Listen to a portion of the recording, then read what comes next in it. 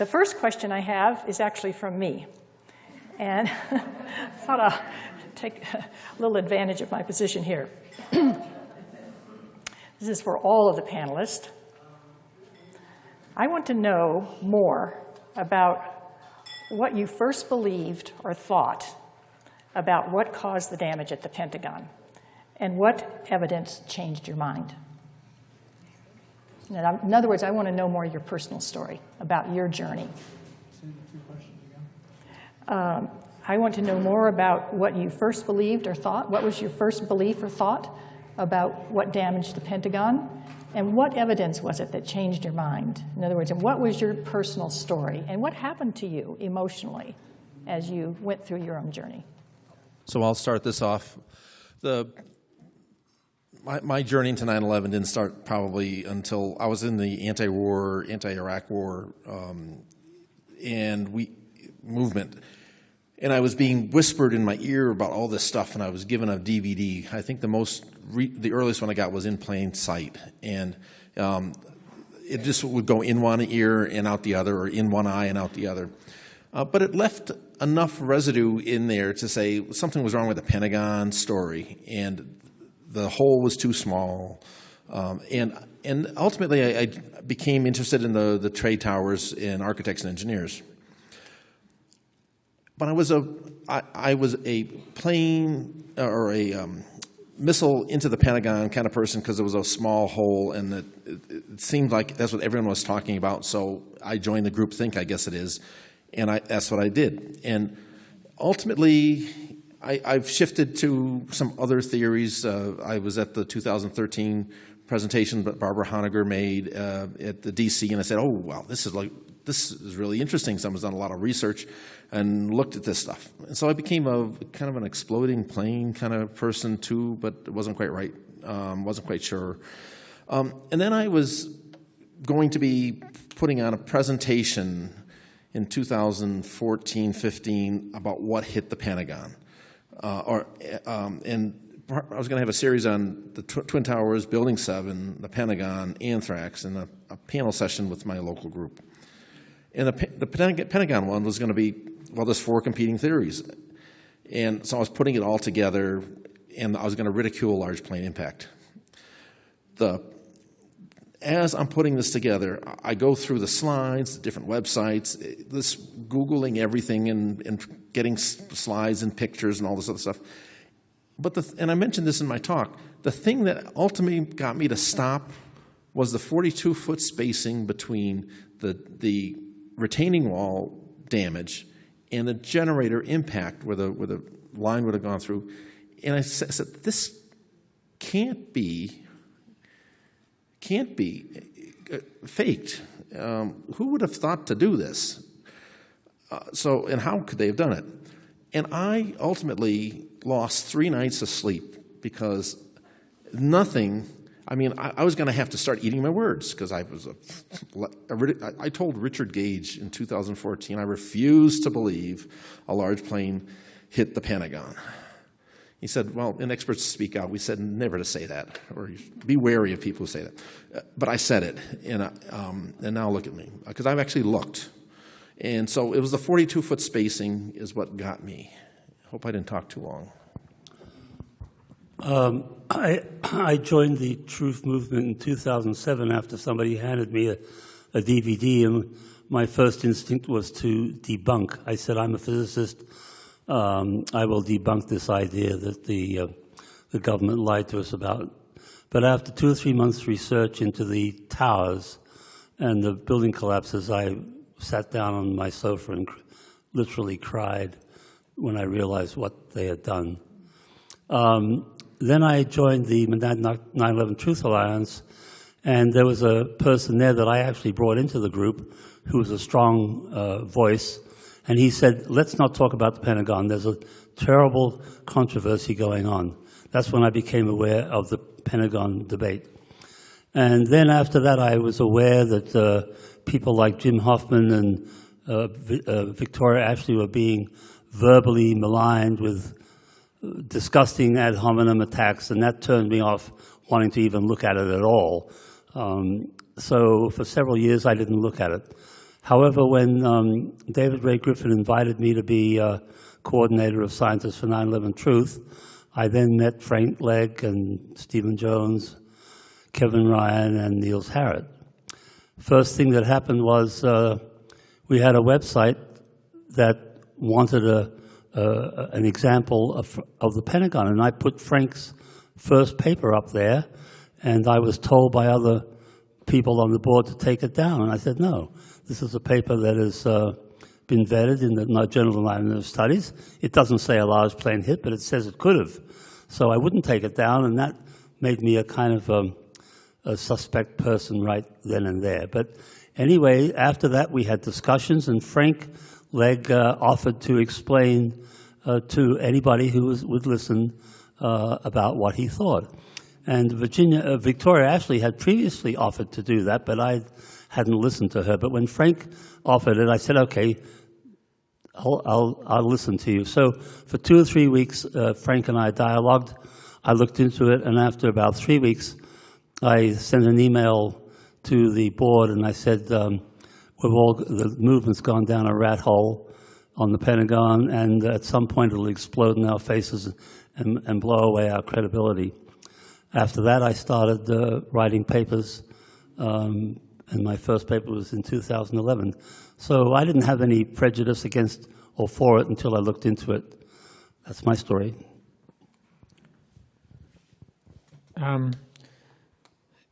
Yeah, I can't remember my thoughts too much about it prior to me reading about pilots for 9/11 Truth's claim about the plane being too high to hit the Pentagon.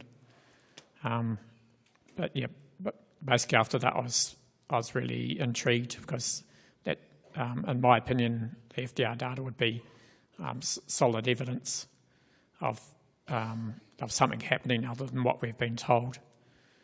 So I outlined in my presentation that's what basically started me looking into their claims and ultimately going through and decoding the flight data recorder. So at various points, I thought, before I'd successfully decoded the data, at some points I thought that it was possible that the plane had flown over, and maybe the NTSB decode did not actually reflect the actual raw binary file at some points. But once I actually got my decoder to actually work, then I saw the final radio heights and saw yes, it definitely crashed in. So that was basically my journey. Okay, my first exposure to the 9/11 Truth issue, where I started to educate myself, my sister went to a conference and brought some DVDs and stuff and said, you got to look into this. And one of the DVDs was Eric Huffschmidt's Painful Deceptions, and I thought it was a pretty flawed video, but there's a lot of good stuff in it. And I just I didn't quite know what to think about Pentagon. I didn't take it as a big deal, but he advocated the Global Hawk, small plane. And I was just taking it all in. I didn't have any real opinion about it. I didn't have a solid opinion. When I started, but that got me into investigating this. What really intrigued me was I started reading Jim Hoffman's website. And the thing I was really interested in was Jim Hoffman had an article in there about the dust, trying to look at the expansion of the dust cloud and trying to do some physics. And I thought, I can do that too. I mean, I'm not that, but I was figuring it sort of encouraged me to dig in and try and see what I could understand about it from my physics background. And I started getting into it, and one thing after another got me into deeper. But I didn't have anything modifying my Pentagon ideas. Later on, I saw that Jim Hoffman he did a talk where he was advocating for large plane. I thought, interesting. But again, it was just sort of as a bystander. Where I really got off the fence was Frank Legg did a paper that was talking about how the north of Sitco flyover was an impossible maneuver. And he had a version of that he circulated around a mailing list. And I looked at that, and I saw that I could do the math better than he did. He had a calculation on how it could swerve to the left and swerve to the right, and how it would bank and all that. But it wasn't optimized, and I figured I had a way to approach that problem. And so I did that problem and contributed it back to him, and he invited me on as a co-author of the paper. And once he did that, I started getting my in-depth education about this. And I showed you one slide in my talk where I have all the radar positions in color-coded, you know, and the FDR track. When I saw the alignment of everything, I mean, for me, that was it. It was a perfect alignment of radar, FDR, damage outside, damage inside, and everything about it. That alignment was what brought me, so I was fully convinced. And then everything else has gone from there. So I'll just stop there. Well, I also first got introduced to the Pentagon issue with the video Painful Deceptions and the book Painful Questions. And because they were packaged with the first and new information about the World Trade Center, all three towers, I just sort of bought the whole package. And because the package included Global Hawk, I bought that too. And stayed there, as I mentioned earlier, for roughly a year, and was quite adamant that it had to be a missile. And then, after an argument with a fellow truther, where I kind of, on the way home, driving home, I sort of listened to my conversation with him and realized that I wasn't really listening to him. I was just trying to be right about what I believed. And I thought, no, this isn't good. I need to look at this again. And so I started looking at it again. There was some pretty good information online, and came away with what for me was kind of a odd conclusion that I wasn't sure. I just didn't really know which side of the argument was the right one. So I became agnostic, and I stayed that way for many years. But I kept asking questions of other people, but instead of arguing with them from what I thought was right, I would ask questions and listen to their answers with an open mind, which I didn't have before. And I asked questions that I thought would help me understand it. And one of the main questions I would ask is about the generator trailer, because this thing was so massive, it was so damaged, and it, you know, tens of thousands of tons had been rotated, which would take a heck of a force. I thought, you have to be able to explain this. This is evidence. It's hard evidence, very hard evidence. A truck, right? And I noticed that everybody that took the no plane or missile or any stance other than large plane either didn't know about the generator trailer or didn't have anything to say about it that explained anything. And that happened person after person, year after year. And other similar questions, same thing. They just didn't have answers to some of the most important evidence.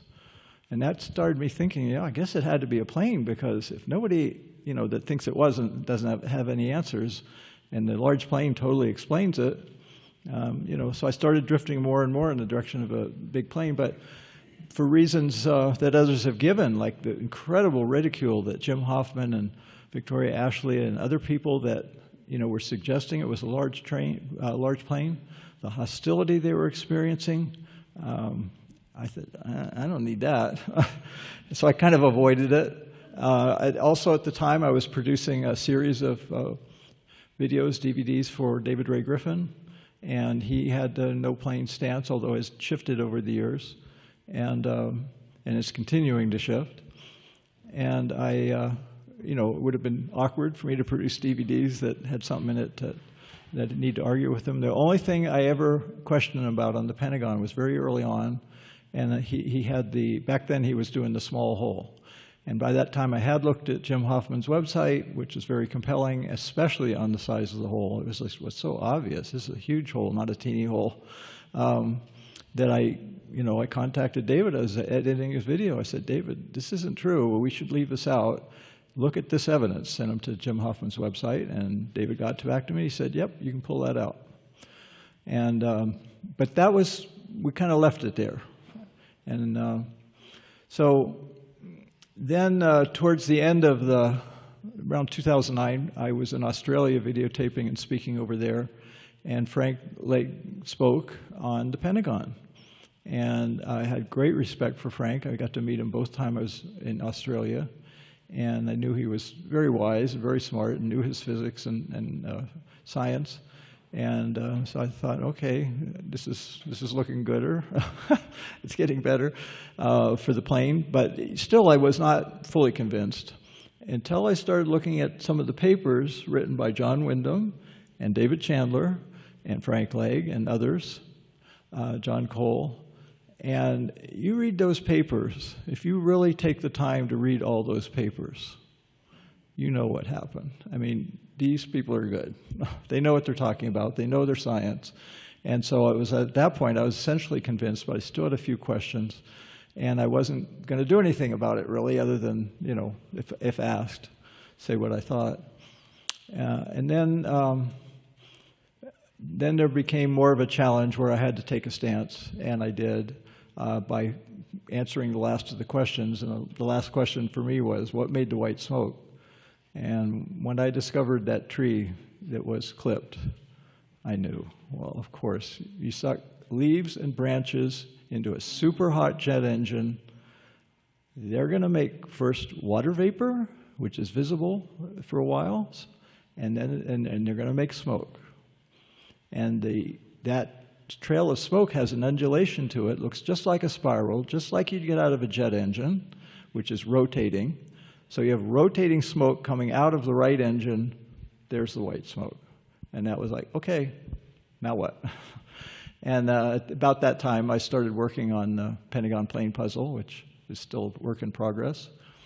And so I had to answer all my questions, and I enlisted the help as consultants of all the people that had written all the papers. I said, these papers need to be a video, because most people don't read, especially that kind of a technical paper. But they watch videos, and it's the videos that got us all off track, so it's going to take videos to get us back on track. And so I started working on the Pentagon plane puzzle and consulting, getting total consensus on every point that I put in. If I had one image in there, anything that wasn't quite right, I had to answer to them because I wanted their endorsements and because I knew they were thinking about it, not from a bias, not from an opinion they'd gotten, but from solid evidence and solid research. So my change was gradual, so I didn't have any big aha moment. I did later, but that's another story on another topic, because what I've learned is these biases that I'm trying to get people to understand, as I try to understand them more, will really help us answer any and all questions that are still in controversy in the movement. And I feel very strongly that if our movement is ever going to get real traction, whether it's in the court of law or even in the minds of the people, we got to be able to agree a little more on a few things. I mean, if we're saying things that are easily disprovable, or if we're saying things that we don't agree even with amongst ourselves about, why are we going to expect people from outside that we're trying to convince that we're really solid in what we're doing? So that's what motivates me to do this. I want to help correct a mistake that I helped make. So I feel some responsibility, and I'm a truth seeker. Thank you.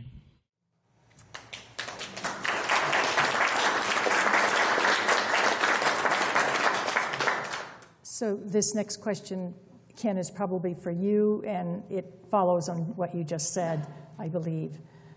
This is from a friend who could not make it, but he really wanted me to ask this question. He says, what concerns me about this conference is that more energy is being spent on supporting the official story than deconstructing it. How is this helpful? Can you expand on that a bit? Fran got this question a few months ago, and we figured we need to address it. So we've been talking about it for a few months, how best to answer it. And so I do have a prepared question I'm going to answer that I'm going to read, because we worked together on the answer to try to make it as clear and as effective as we could. So our answer. A few people in the 9/11 Truth movement accuse us of supporting the official 9/11 narrative about the Pentagon attack. As we see it, acknowledging a large plane hit the Pentagon does not support the official story any more than acknowledging that 2 planes hit the World Trade Center support the official story. It helps our movement to seek, find, and disseminate the truth of 9/11. To be genuine truth seekers, we must look for the truth wherever it lies and let the chips fall where they may. The goal of truth-seeking and of science is to carefully look at all the relevant evidence and determine which hypothesis best fits the evidence. And this is precisely our goal. AE 9/11 Truth has done an excellent job carefully looking at the evidence for the destruction of the 3 World Trade Center towers, and this, by far, is where our best evidence lies.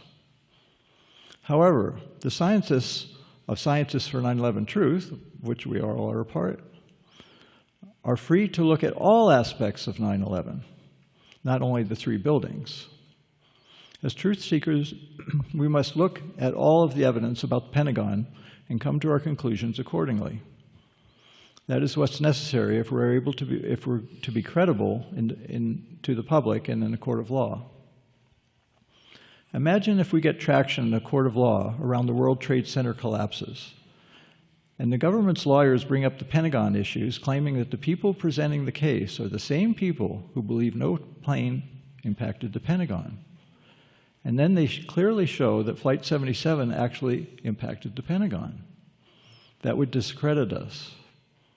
Imagine how counterproductive it would be for our movement and how it would impact the court's view of our credibility. So we must present this evidence ourselves. We must not leave it to our opponents or to the opposition.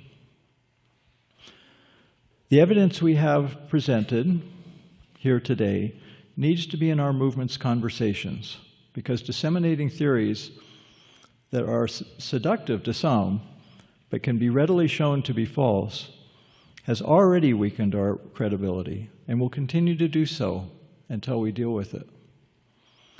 The information you have heard today is not the end of the conversation. Science never stands still, and sometimes challenges to our preconceived notions, and sometimes challenges our preconceived notions and our biases. Most of the speakers here today once believed no plane impacted the Pentagon.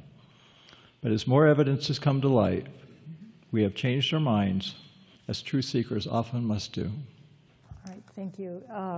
The next question is from Elizabeth Woodworth, and this is, I'm sure, a very common question. It's on everyone's mind.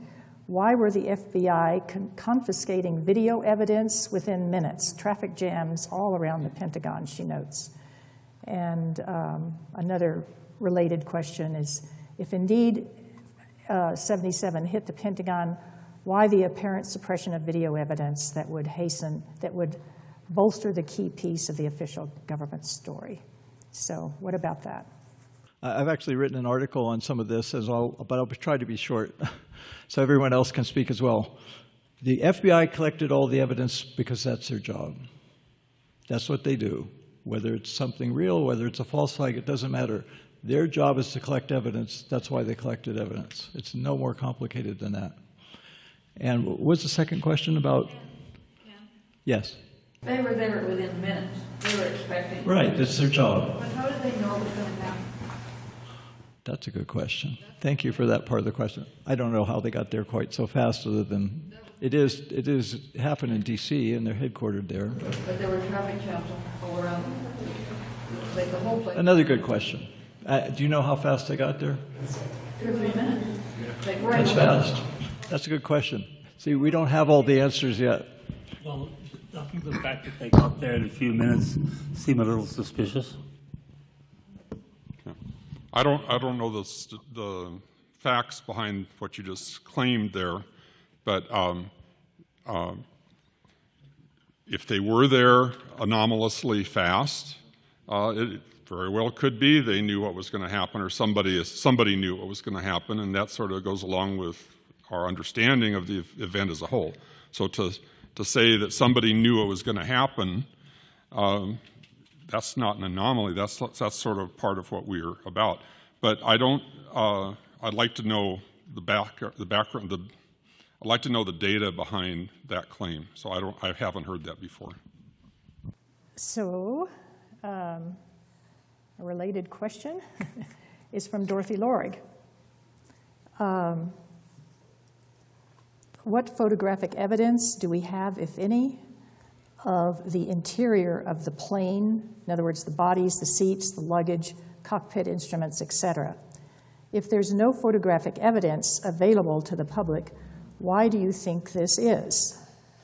Why would the government have withheld these photos? And let me see if there's something related here that I've missed. What about the chain of custody of the DNA? And was there any Arab DNA? Anyone?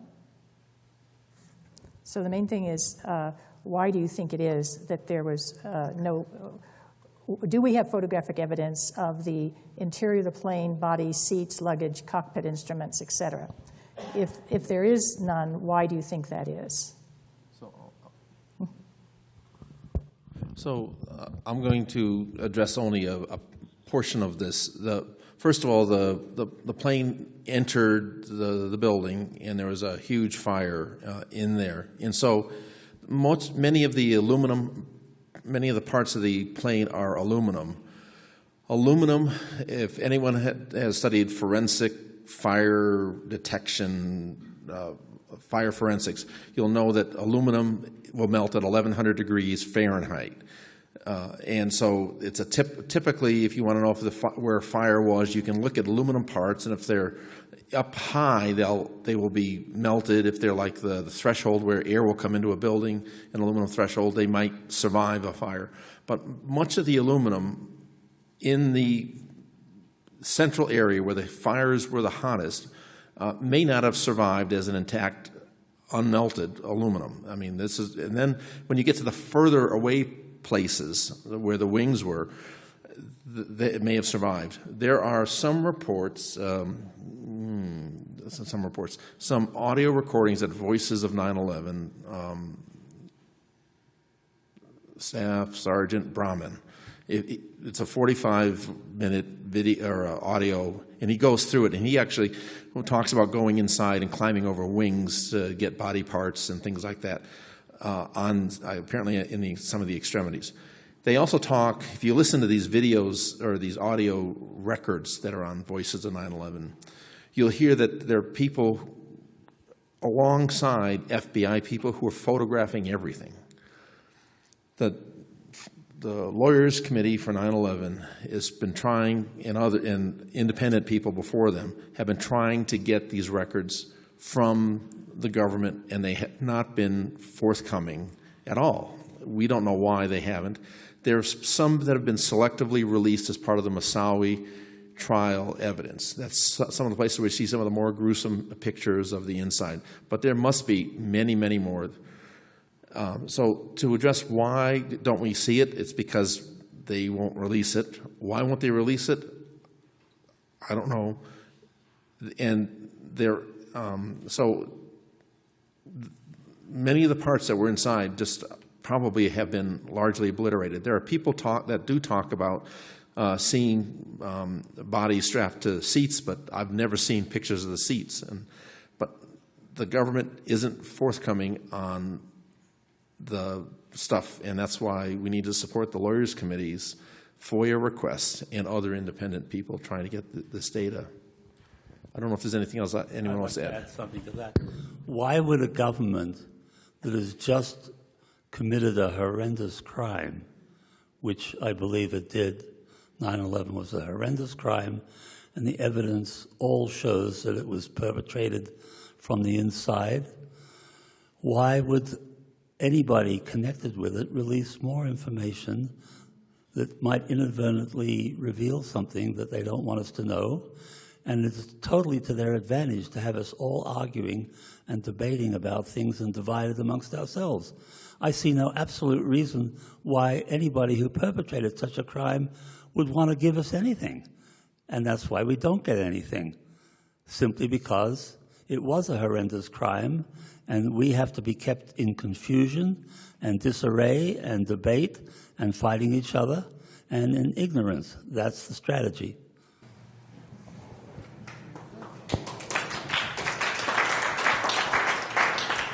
And there is a database of body parts. I have it, but I'm not sure exactly where. I'd have to trace down where I can refer you to it. But it's a map showing where each sample was connected, and it's all numbered, and it's color-coded for who was passengers and who was, what? It was part of the Moussaoui trial, right? It's part of the evidence. But there's actually an EXE file, so you can run it on a Windows machine, and you can actually go and click on each individual body part, and it'll tell you who it was and which other parts were of the same person and stuff like that. So it's pretty detailed, and I believe there's a similar map for the World Trade Center. So, some people might question the credibility of this or that, but I think there was a major effort to document human remains. And so I think it's a credible database, but you can take it for what it's worth. Regarding pictures, I have seen some pictures. They're kind of gruesome of dead bodies that were found in the Pentagon. In fact, where I found them, they actually had a warning before you got to the pictures. It wasn't clear to me looking at those pictures whether they were Pentagon employees or plane occupants, but nonetheless, they exist. And probably the biggest thing has already been covered. The things that happened, the plane hitting the Pentagon was a very high energy event, which shattered everything. It shattered the plane, it shattered what was in the plane, it shattered the building. Things were pretty crunched up. Larger pieces, heavier pieces, stronger pieces of the plane survived, but passengers and stuff inside are not so strong and heavy. So not a lot of it survived in a way that was photographable. It was, in fact, they had to get trained dogs to go in to find the human remains because they had to be found by smell. So it's kind of a gruesome thing. But there are written descriptions of people saying they saw people still strapped to their seats in the plane. I have not seen those pictures. So there's a lot of questions. And the meta problem behind all this, I think we know, is that our government is not only incredibly corrupt, it is incredibly secretive. They go together. And so we have to file FOIA reports to get evidence to investigate these things. And people have done that. And unfortunately, within our movement, we are not always aware of what other people in the movement are doing. I have found lots of evidence that came from FOIA requests that people in our movement have issued and gotten evidence from. And then, as has been mentioned earlier, there was the Moussaoui trial. Moussaoui trial was a gold mine of evidence, and yet few people in our movement have even looked at all that evidence. So some of it is just do more research. Some of it is file FOIA requests. Because that's the only thing we have to get around this extreme government secrecy that allows the level of corruption that we're dealing with. I want to add one thing. In that database where it plotted out a map of where all the body parts were, one thing I was surprised at when I saw it, there was a huge concentration of the body parts that were identified in what spilled out onto the AE drive. So you all saw that. And it doesn't look like bodies there. But there was dozens, if not hundreds, of samples of various, something at least DNA testable, that was in that pile that you saw with your own eyes. So that's the level of fragmentation we're talking about. I'll just add, related to this, because I want to be sure we cover that point pretty carefully. Am I being heard? As someone has asked, is there, on the DNA evidence, is there a chain of custody and independence of the laboratories tasked with these examining with the DNA evidence? So there's a question about was there a chain of custody? And another question just regarding the photos inside the Pentagon. Were these released with a FOIA release? And how were they, the pictures you have shown on the slides of interior damage inside the Pentagon, was it a FOIA release, or how did you get those pictures? So first of all, there are many photos that are just floating around on the internet, you know, and when I've used things like that, I've kind of gravitated towards looking for multiple versions of the same thing. But the gold mine that I have is, if you go to Wikimedia, you'll see September 11th, and what you can, Pentagon on September 11th, September 12th, September 13th, 14th. I don't think there's anything on the 15th, 16th, 17th, up through the 20th. Pictures that were taken. Many of the pictures that you've seen about the Pentagon, you'll find there'll be references to who did them. Many times, many of the Jason Ingersoll photos are up there. So it's a gold mine for high quality photos. When people would ask me, where do you get this stuff? That's where I tell them. That's where I get it. The day after, Jocelyn Agostino from FEMA recorded many photos from the inside. The one that we saw with the bent and curved columns that I kind of talked about was one of those that she had done. And that's another good source of video, a good source of photographs, high quality. It's really hard to see what you're looking at because sometimes they were taken in the early days before there were column numbers for the rescue people. So you're just looking at columns and you have no idea where they are. But later on, there's numbers, and you can sometimes you can see what they actually say, what the numbers are, and you can kind of place where they are. There are other photos, and they usually have the attributions on them. So Wikimedia, not Wikipedia, Wikimedia, September 11th, Pentagon, is where you'll find a lot of this stuff. Also, if you want some really interesting videos, I can't quite tell you how to get there, but if you go onto the FBI, if you Google the FBI website, the Pentagon, the Vault, you'll end up with links to, I think, 8 videos. They're actually posted on YouTube, but they're unlisted. And the only way you get to them is going through this, the Pentagon Vault. And once you get them, then you can download them. And then I've got a number of them. I've got the links. But that's another good source.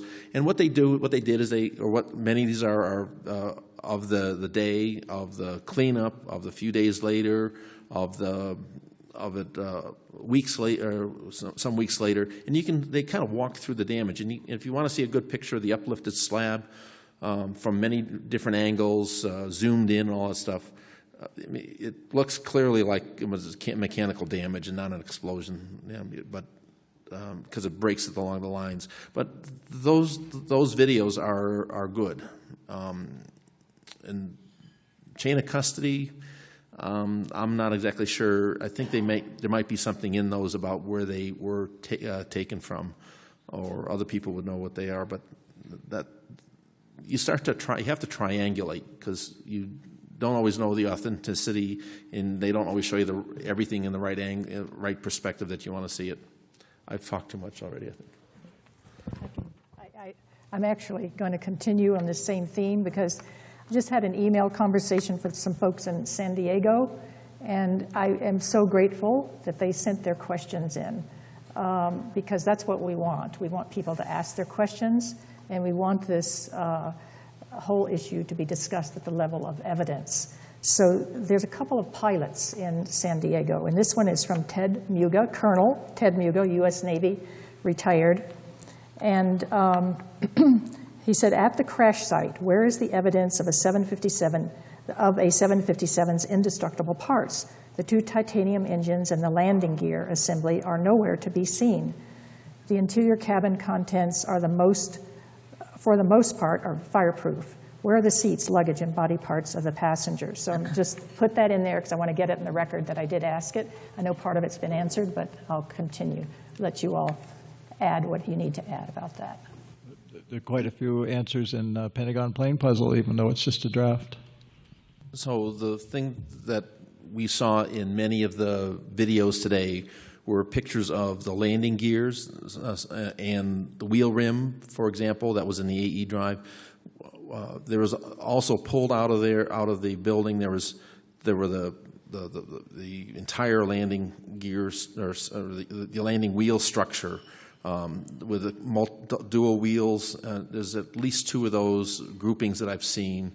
There's dragged out of the front of the building. One of them has the rotor, the compressor rotor for the engine. That's one of the titanium pieces. But everything seems to have been jumbled up into a lot of smaller pieces, and they're really hard to identify. The aluminum pieces, while the interior may be fire resistant, it's not something that won't melt. If it's aluminum and it's it's exposed to temperatures of 1,100 degrees, it's likely to be turned into absorbed by all the other stuff into a hard slushy thing when it's cooled off. So I think there's a lot of material that was presented today that addresses the large pieces, and again, the government has not been very forthcoming.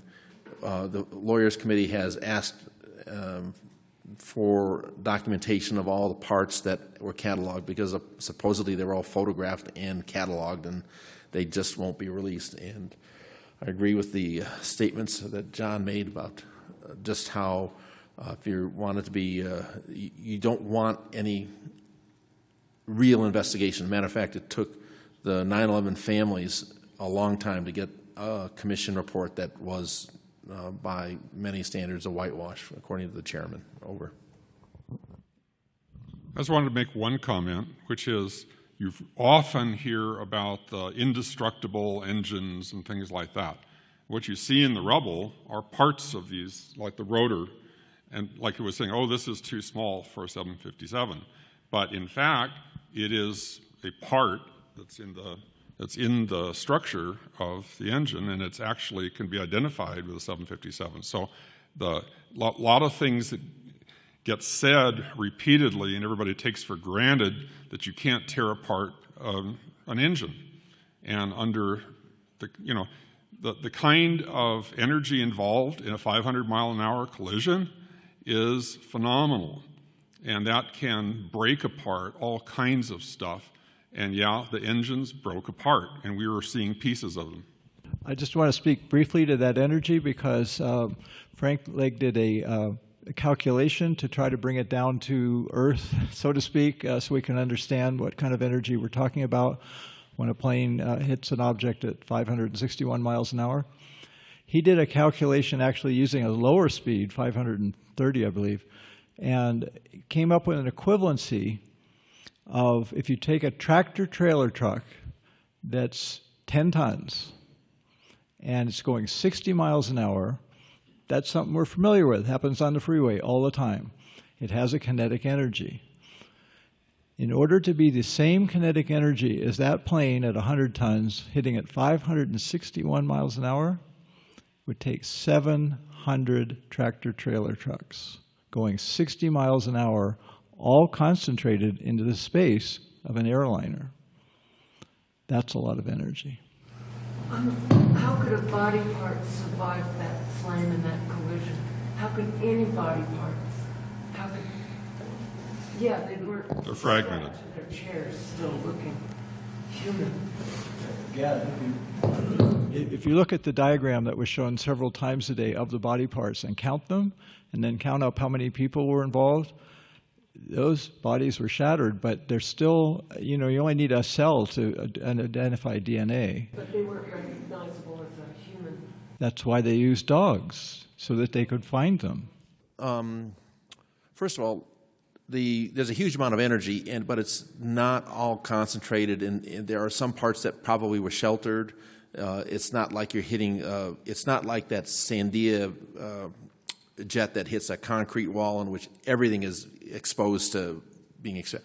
If for example, one side or one part had gone through and missed all the columns and it didn't hit anything, and it could decelerate as a unit. It's not impossible. It'd be broken up, and but if you go back and listen to Staff Sergeant Christopher Brahman's Voices of 9/11, you'll hear him talking about the picking up pieces, fingers with rings on it, wedding rings, other body parts, and putting them in bags, and how they were all treated so I guess the word he used was respectfully. But there were many fragments of body parts that were picked up. But that doesn't mean that everything got crunched up at the same way in the same place, because there was a lot of parts of the plane. So that's all I wanted to add. Okay, the next question is also from San Diego, and I believe this is from David Gapp, who I believe is also a pilot. And and I know this question has lingered in our minds, most of us, for a long time. So I want to ask it: how could a 757 fly that low, that fast, for that long, by an untrained pilot, all the time fighting ground effect on the control surfaces? Remember that the 9/11 Commission report states that Hani Hanjour was the alleged pilot. Number two, I'm just going to read all three. Has this been replicated by a 757 simulator by untrained, marginally trained pilots? Number three, how could an untrained pilot do a controlled airspeed 270-degree spiral from 7,000 feet and end up just short of the Pentagon? What are the chances? Why didn't said pilot just head straight for the Pentagon from altitude? Can you remember all that? Okay, let's do them one at a time. How could a 757 fly that low, that fast, for that long by an untrained pilot all the time, fighting ground effect on the control surfaces? Remember that the 9/11 Commission report states that Hani Hanjour was the alleged pilot. And then I'll just put number two. Has this been replicated on a 757 simulator by untrained, marginally trained pilots? I'd like Warren to answer part of the question. I think that you were... All right, Warren and Frank Legg discussed a lot of this. So I thought that maybe out of our conversation on that, or do you want to answer that, or the business about the flight? Well, okay. Frank Legg actually, despite the, all right, I have basically a tendency to believe it was not being flown by a human being in the last part of the flight. There's evidence from more than one, like Flight 175 at the World Trade Center. There has been a good analysis by somebody I think did a very good job of showing that that was a computer-controlled final approach. So I'm not saying the whole flight was computer controlled like this, but the final approach, I think it was taken out of the hands of the pilot and was guided in, possibly even with beacons from the target end. I'm not sure about that, but I've heard some discussion of that. But on the other hand, Frank Legg was actually, who was himself a pilot, I believe, at some level, but he actually was looking for how, is it a fact or is it a myth that you could not do that final big maneuver by hand? And presumably he believes that it actually was flyable with fairly minimal, I mean, for a practice, if you practice it, you could actually do that kind of a maneuver. I don't personally think that, I think the last whole part of it was done by computer control, which gets around a lot of the question, is that it doesn't have to be an amateur event at the end. That's another thing. This flight, the last flight of the 77, all those flights were very, you saw where there was the 10 flights in a row on the FDR. The last flight was very different because every time they took off the autopilot, it was very irregular in its flying. And in fact, there's another graph that doesn't just show altitude, but it's showing a whole bunch of parameters, and everything is going wild when there was this, appeared to be an amateur human-controlled pilot at the stick several times during the flight. And so that indicates there was an amateur pilot aboard. It doesn't prove it, but I mean it's evidence in that direction. But that's interestingly in contrast to the precision guidance at the very end. So I think that there might be on one level, an amateur pilot sort of getting it to Washington, D.C., and then it got taken over. So that's my working hypothesis. It's not like I'm not going to stand behind that and try to prove it, but that's where I come out on that. So others might have. We're not unified in. There are a number of these opinions that we don't all share the same opinion, but that's where I come out on that. I just want to second that. We definitely don't have answers to the questions of how the piloting was done. We do have evidence, and David just mentioned what I consider some of the best, which is those 2 periods towards the end of the flight of 77 where the autopilot was turned off, because flying was quite smooth up to before and after that. And so that's evidence of something, and I put that to you. Do your own research. Tell us what you think happened during those 2 periods. And definitely, I would agree with David. The final approach would require some pretty high skill, and there's many possibilities for remote control or guidance of some sort beyond what the pilots might have been capable of. I do know this, however, most of the flight was very easy, and there's been a lot of things said about the long spiral descent. And if you go on YouTube and you Google Flight 77 flying, there are people in simulators duplicating that descent. And the ones I've seen, the ones I've watched, it looks pretty easy. And the guy isn't working hard at all. He's talking you through it, telling what he's doing the whole time. So other than that final approach where the plane for the last 36 seconds was accelerating from about 300 miles an hour to 561, the flight wasn't all that hard. And that's been proven by, again, amateur pilots in flight simulators.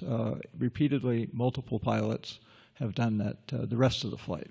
The rest, the final approach, we don't know.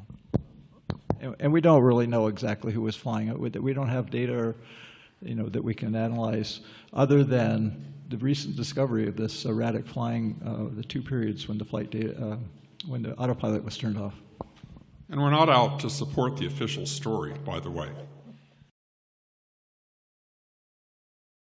So I want to just touch on a couple of things. First of all, why didn't they just dive in and go hit the Pentagon? First of all, there's a lot of people that suspect that there was a specific part of the building they wanted to hit, as opposed to just hitting the Pentagon. It's unclear. So if they had, and also if they had stayed high before they did the spiral descent, they would have thought that it was trying to go someplace else. But by doing the sudden spiral, it didn't take very long for that to happen, and it may have been just diversionary. If there was a strategy, it could be that there's some other reason for it, because we don't know what they actually were doing. The 270-degree spiral descent only produced G-forces of about 1.6 Gs. It's significant, but not too bad. Daniel O'Brien thought it was a fighter because commercial planes don't do it, not because they can't, because that's just not what they do. One of the people who's done the approach in a simulator was John Bursell of Australia, and he had had to try 5 or 6 times to actually hit the Pentagon in the simulator. And he ultimately had to do it with a nose down of 1.2 degrees, which is actually what corresponds to the FDR angle, which leads to think that it had to be a very highly vetted approach, not something an amateur would do. And the reason is that as a plane accelerates, it's not ground effect, because it's actually not even near the ground until the last 1,000 feet, and you can't pop up. But as a plane is accelerating, what happens is the wings, just the additional speed makes the plane rise, and so missing and going over would be a function of not ground effect, but just the ever-increasing speed.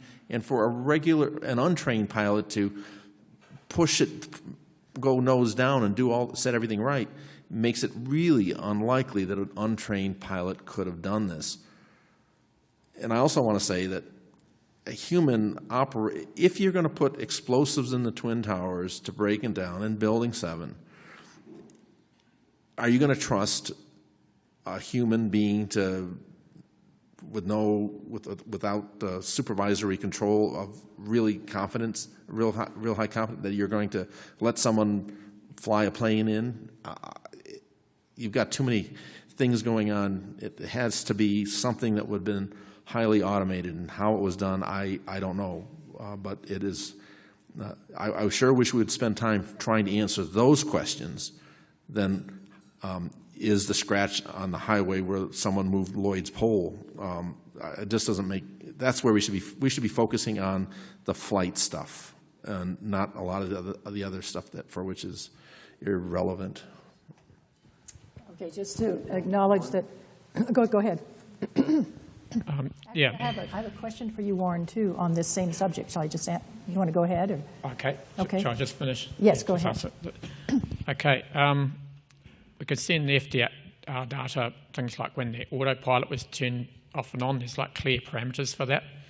But there's no like clear parameter, like off-on parameter that I know of for like remote control or switching to some pre-programmed system other than things like the autopilot being turned off and on. So I can't see anything. I can't see anything definitive that would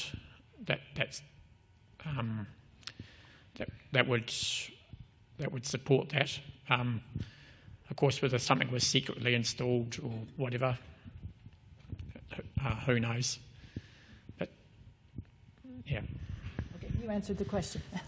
I answered that. Yeah, that was the question I was going to ask you. You answered it. Yeah, but people have asked me whether I can see anything that absolutely clear cut says that the plane was under remote control, and unfortunately I can't.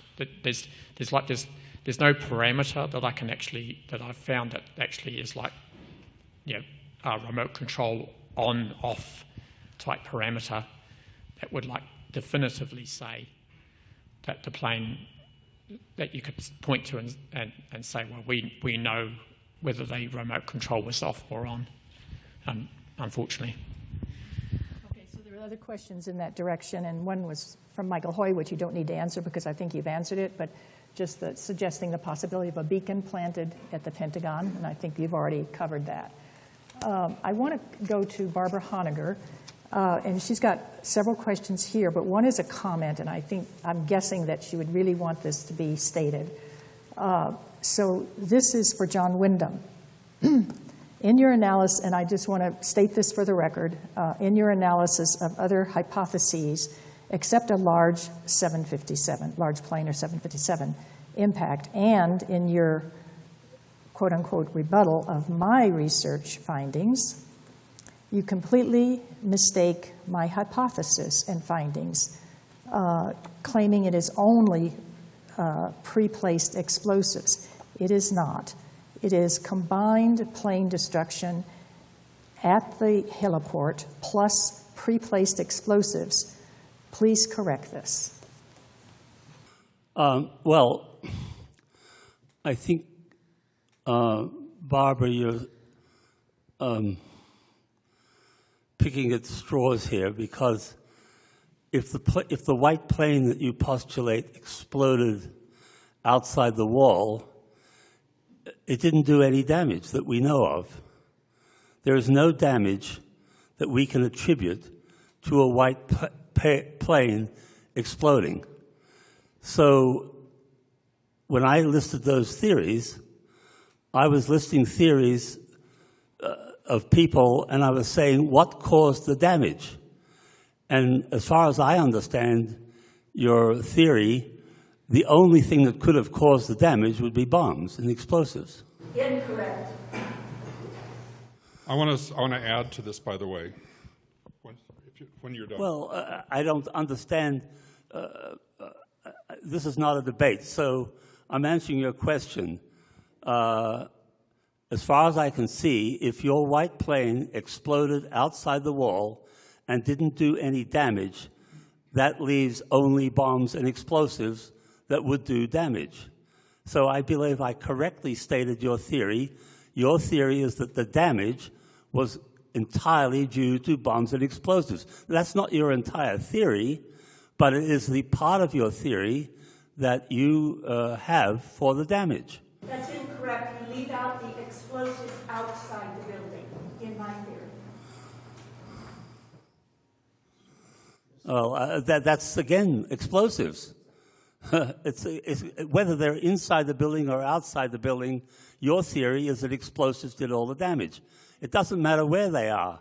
Incorrect. It accounts for the wreckage, exactly where we find it at the Unicorn, and the explosives pre-placed, just like at the World Trade Center, inside and outside the building, including the diesel trailer. No, the white plane is your explanation for how the debris was north of the impact hole, whereas the correct explanation for why the debris was there is the momentum and the trailing air mass, et cetera, which we have gone into detail. So there are no, there is nothing that I can find in your work that ascribes the damage to anything else but explosives.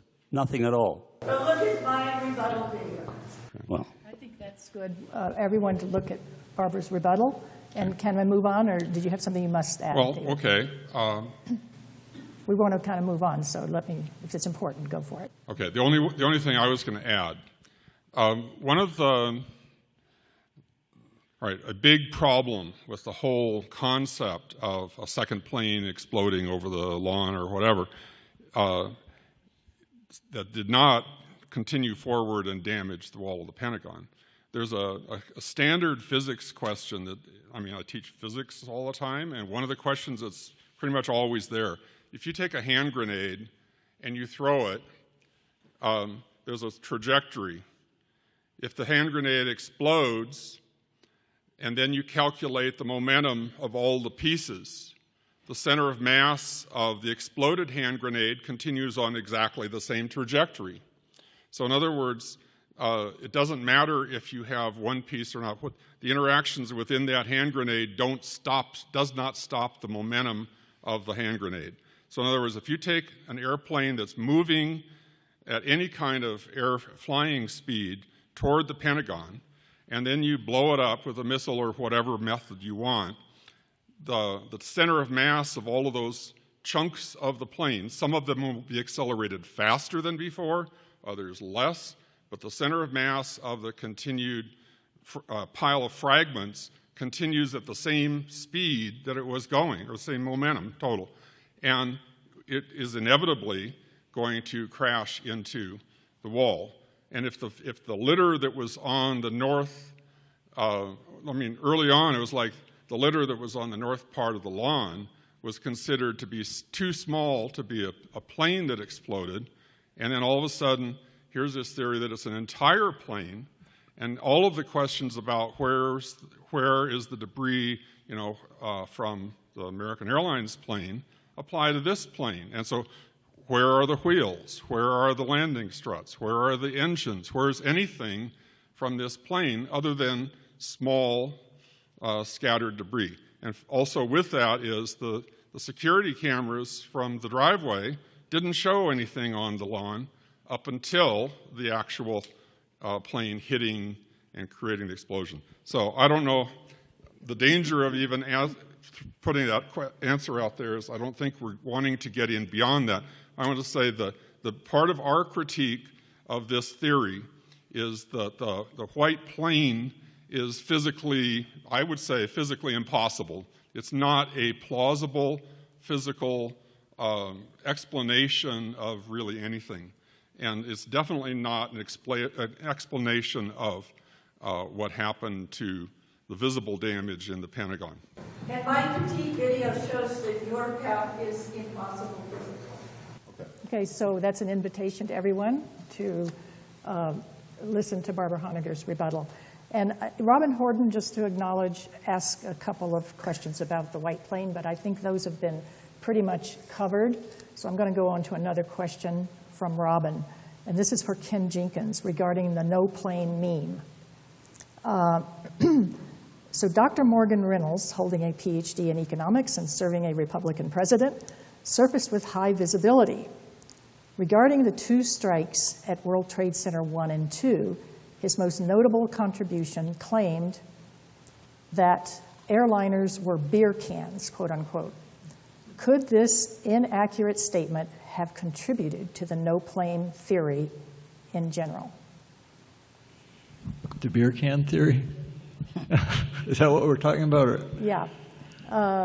His most notable contribution claimed that airliners were beer cans, and in other words, I think right. what he's saying could not have made those impacts could not have impacted the steel columns.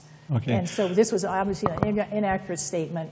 Could this have contributed to the no-plane theory? No plane at the World Trade Center, thus no plane at the Pentagon, I think is what Robin is saying. Am I getting that pretty correct, Robin? Well, I think the answer to the question is sort of been given, but I'll just briefly sum it up again. The plane was traveling, according to our calculations, according to the FTR, at 561 miles an hour on impact, and it's about 100 tons. If you do the math, it's an incredible amount of energy. And that energy has the force that can do incredible amount of damage.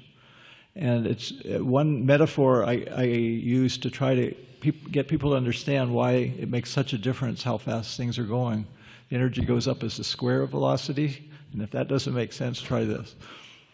If you take a normal bullet from a gun, just the end of the bullet, the lead, and you just take it in your hand and you toss it at a wall, it might make a little dent at most. You take that exact same bullet and fire it out of a gun at hundreds and hundreds of miles an hour, it could go through the wall, it's going to do serious damage. Same bullet, the only difference is the speed. And it's the same with these planes. The planes were going unusually fast compared to almost any plane crash in history. And because of the huge difference in energy, like say if it was going a normal landing speed of 200, when pilots are flying a plane that might crash, they do everything they can to save lives, save damage, and so they fly, amongst other things, as slow as they can and still fly safely so that if and when they crash, there's a minimum of damage and a chance of survival. Just the opposite happened on 9/11. The pilots accelerated just before the crash and got up to, again, a speed quite a bit higher. And so if it's 50 miles an hour versus 500, that's 10 times faster. It's 100 times the energy. And those numbers matter. We're talking orders of magnitude. And so it's the energy is the key, and if you take a beer can and you fire it fast enough, it will also penetrate. It's not a question of it being lightweight. Oh, it's just aluminum. It doesn't matter. You make a bullet out of aluminum, you don't want to be in front of it when it's fired. There are YouTube videos of ping pong balls being shot through 3/4-inch plywood. I think that's a good. Just look it up. It's wonderful to see. It's fun. Anyway, you just look up ping pong ball. Supersonic. Yeah, they send them up to the speed of sound or so. Yeah, supersonic actually. They basically have a long vacuum tube and they accelerate it down that, and you can literally penetrate 3/4-inch plywood, and here's a round hole from a ping pong ball. Incredible. I believe there's water cutters that actually cut metal, just basically with high-speed water. So that's another example. Yep. So I want to build on what David Chandler just said. You can watch the YouTubes of the ping pong balls going through paddles, plywood, whatever. What it is, it's a certain amount of mass, so many grams of something going at a speed.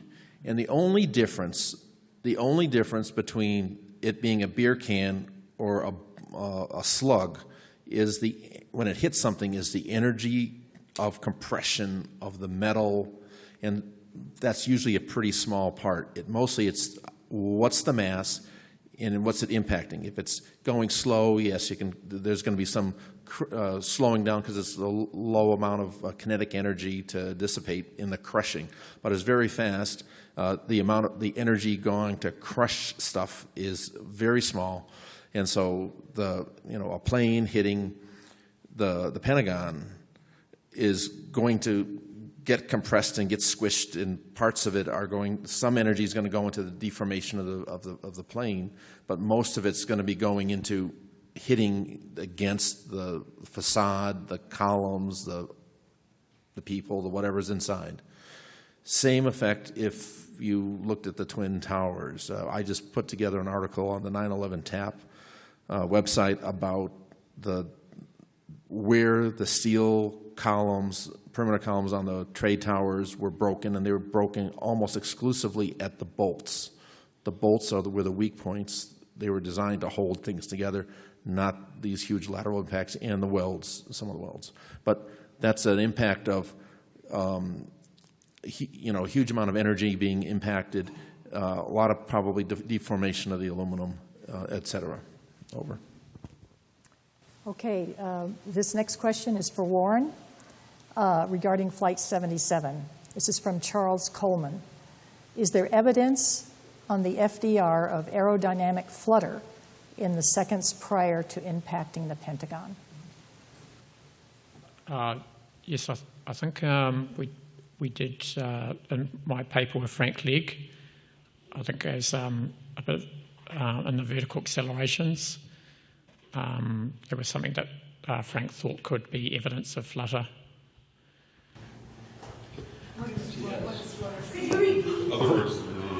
Yeah. When you speed up, it hands like that? Yes. Yes. Yeah. From looking at the vertical acceleration data. The significance of that being instability when you're flying too fast compared to the design of the plane. All of a sudden it starts behaving badly. And so was the wing fluttering in the process? And what he's saying is that there is some evidence that was. It wasn't meant to go 500 miles? No, that's not a normal speed at sea level. We're talking about dense air compared to at altitude.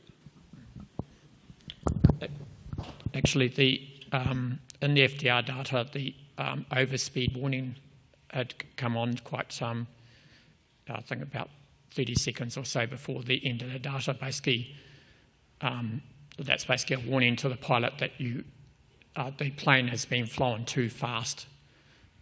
But of course, in this case,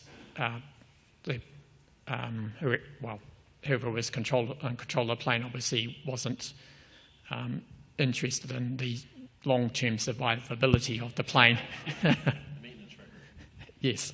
Could someone repeat that for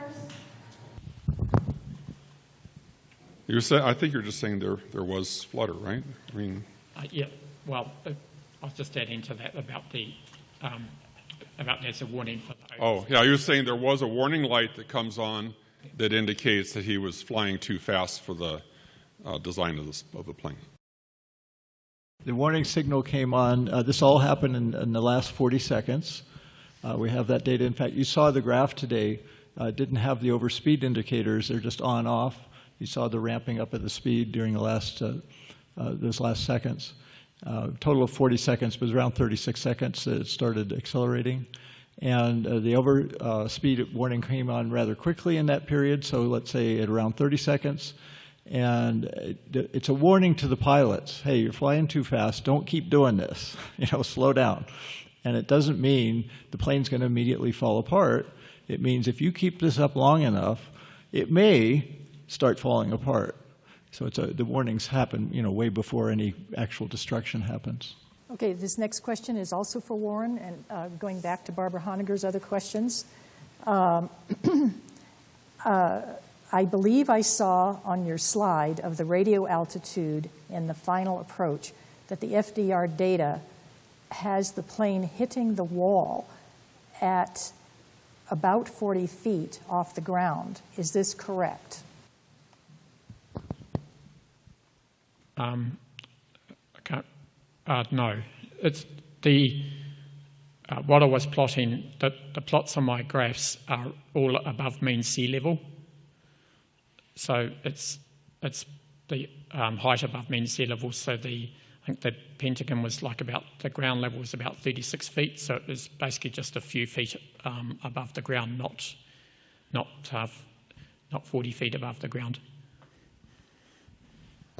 So altitude versus height above the ground. and it was only about 4 feet above the ground.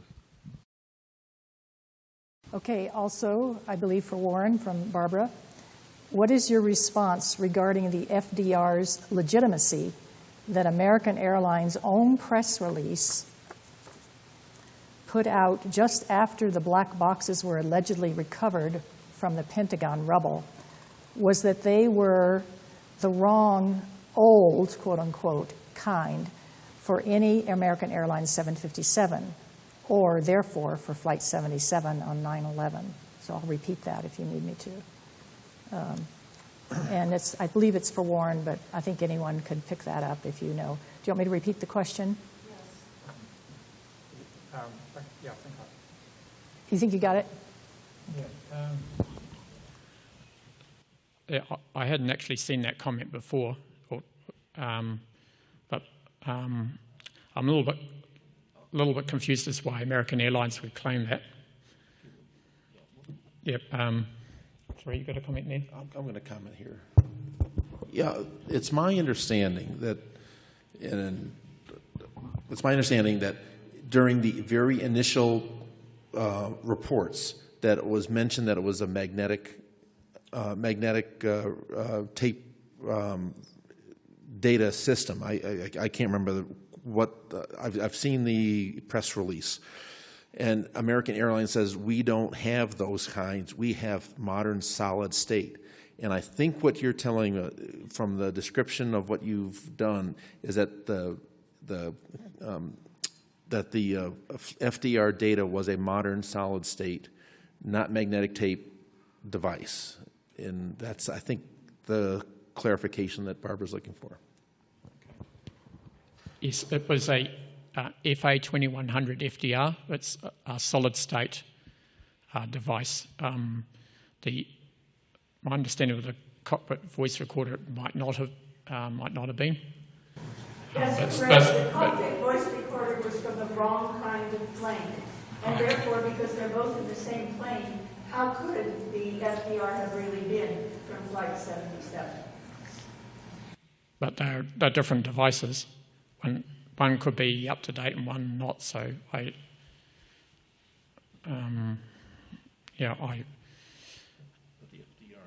But the FDR definitely had solid state memory. It's there's 24 megabytes of data, and it's solid state, basically read directly out of the FDR. It's not like a waveform that's got to be translated like I've seen for some earlier. I'm aware of, like for TWA Flight 800, for example, which was the older technology. The Flight 77 was definitely had a digital solid state flight data recorder, and the NTSB report also said it was solid state, and they said what the make and model was of the recorder, and also emphasised it was a solid state recorder. Okay. So we're going to have 2 more questions, and then we're going to stop and we're going to go party. So, so the next question is from Tom Carlin, and are there eyewitnesses from the construction contractors working at the Pentagon? And that's just a general broad question. He's not saying eyewitnesses of what. So are there eyewitnesses from the construction contractors working at the Pentagon? Yes. Okay. And that could mean eyewitnesses of planes, the plane coming in? Oh, there was, well... or body, was seeing it what Frank? they saw? I forget his name, but Probst, yes, Frank. Yeah, Probst. He was one of the, I believe, the director of some kind of reconstruction. There were the trailers outside that were just outside of the range of where the plane hit, and there was some discussion of Frank Probst's movements in and around, and he was in the building, and then he was in the trailer, and I believe he was actually out on the lawn, on the sidewalk, when the plane actually came in, and he was out of range of getting mowed down, but he was definitely right out there. And then Mickey Bell, he was one of, I'm not sure if he's an eyewitness if he was out and around, but he was definitely shaken up by the incident, and he got in his truck, and that was the truck that Wayne used to figure out the offset on the two videos. Also inside the construction trailer were people who reported the sounds of both the impacts and the plane going overhead. But technically they were not witnesses because they were inside the building. They didn't know what happened or what was going on, but they reported, they described what it was like. And that's all I know right now. Again, if you want to listen to some really good, long, this is what I do when I'm on a treadmill at the Y, is I listen to Voices at 9/11, Pentagon, and there's just an enormous number of things you can listen to. Some of them were contractors, witnesses. There's all kinds of things you can listen to about people that were there at the time. No. It was some other. Library of Congress has got a whole slew of other things, but much of what's in the Library of Congress interviews are, I heard about it when I was taking my daughter to school when I was in Maryland or something. This is how I felt and react. There are some others. This is Chadwick Brooks, for example, did it. A couple other people have some really good descriptions of them being inside. I've got a list of the ones that I've listened to, I've identified and listened to, but it's Voices of 9/11, Voice of 9/11, and it's in Voices of 9/11, Pentagon. You should be able to get it, and you want to find Sergeant Christopher Brahman. He actually he's one of the ones that talks about meeting April Gallup in the hallway and taking them out with other people as they're fleeing out the door between Wedge 1 and Wedge 2. I thought they came out of the window, but that's what she says. But there's many other people that talk about her walking out. But these are the voices. These are the voices that provide richness to the stories, and they're consistent with the accounts that are in the book. Then Came the Fire, which you can download as a big PDF file. You can search that one. There's so many personal accounts, and they all describe different aspects of the same thing, and you just don't find any inconsistencies that are so striking that you have to say, "Ooh, someone's given them a different line to tell, a different story to tell." Sergeant Christopher Brahman, Braman, I believe. He ultimately was in charge of a lot of the recovery. He's got an interesting story. I'll forward you the email to that. Okay, last question. Robin, did you? We're not going to be particularly. I saw you raising your hand. I wanted to give you a chance to make a statement going back to Elizabeth Woodworth's fourth thing. But if you have another question, that's. Yeah, let me go for the next question, and then you and Elizabeth can get together at the party. No, I'd like to make it to you. Oh, to me? Okay. Us, all of us. Well, go ahead. Make your statement. This is the statement. I've run war games. I've been part of the military air defense system. I understand planning. And the statement that I thought was a little bit lacking from panel, except John kind of really drilled it pretty good. And here's my statement. If they planned part of it, they planned all of it. That's my statement. And that's something that I think that not just engineers, but a lot of people in the 9/11 Truth community get away from thinking about, because they get so close to the forest they can only see the trees. But if they planned part of this, they planned all of it.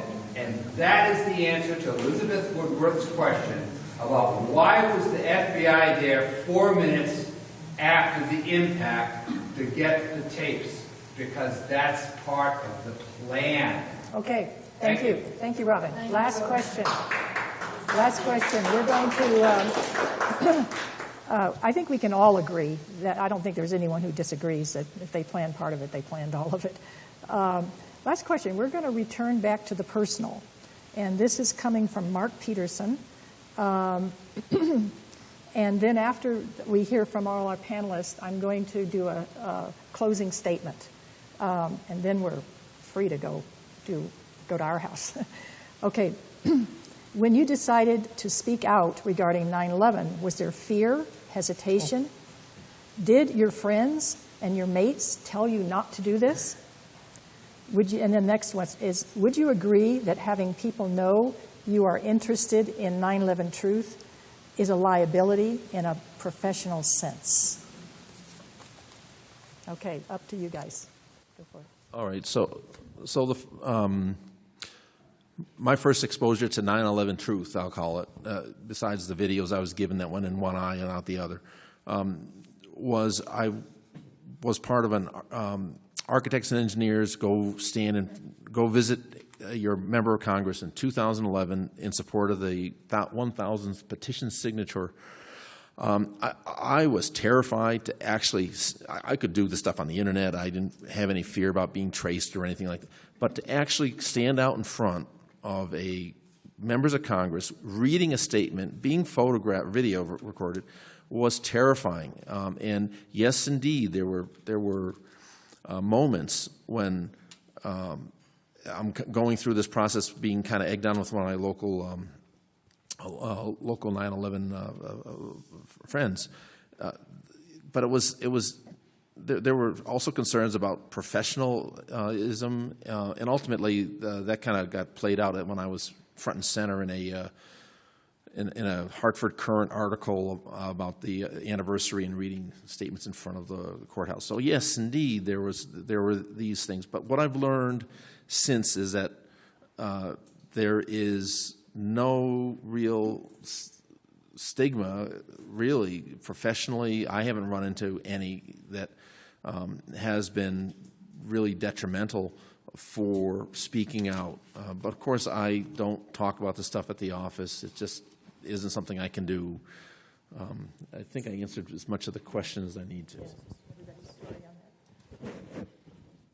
Well, when I came to understand the truth about 9/11, I'd been retired from a large corporation for about 5 or 6 years. So my job was not on the line with the corporation. But my wife and I owned an 8-unit apartment house, and my feeling was so strong that that I had to speak out. That one of the reasons we sold it right at that moment was so that I wouldn't upset tenants. I felt like if I had this apartment house and I started writing letters to the local papers, which I did, that I'd upset them, so we sold it, so that I could be, that was one of my reasons anyway. But as far as being frightened, I'm a very cautious person. I'll just tell you a brief story. I grew up on a great surfing beach in Sydney, Australia, and I always made sure I was never the furthest out, because if the sharks came, and they did come, and they rang the shark bell and you had to get out of the water, I figured that if I was not the furthest out, then the shark wouldn't get me. So I don't want to be the furthest out. I don't even want to be known, really. But my anger when I realized what they'd done was so great that I felt I couldn't live with myself unless I spoke out.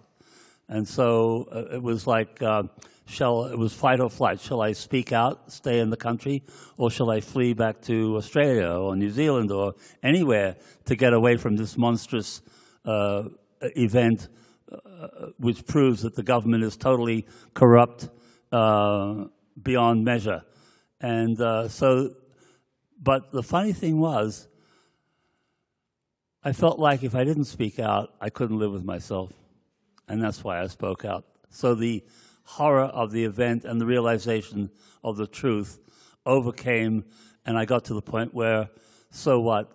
I'd rather speak out than stay alive and be silent.